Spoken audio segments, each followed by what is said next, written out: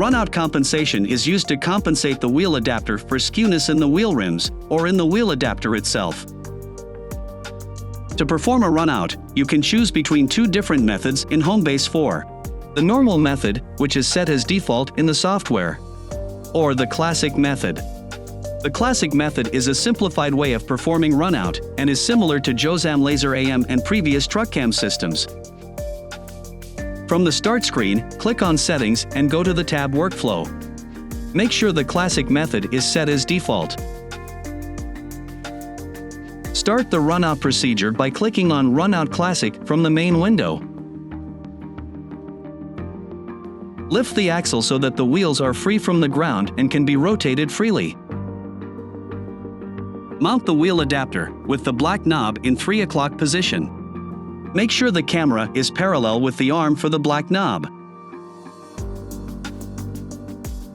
Aim the camera at any marker and press OK.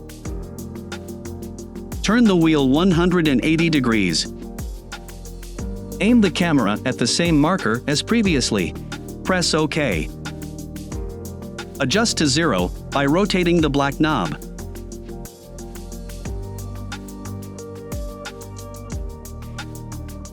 Rotate the wheel 90 degrees. Aim the camera at the marker. Adjust to 0 by rotating the white knob.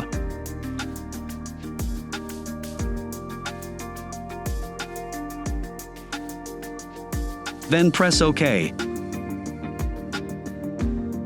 Rotate the wheel 90 degrees. Aim the camera at the marker and press OK. Runout is now complete. When the runout is within tolerance, you will see a green check mark showing the deviation between black and white knob.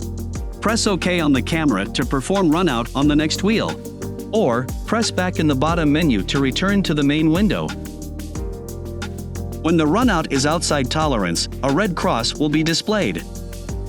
In that case, repeat the runout procedure for this wheel by pressing OK on the camera.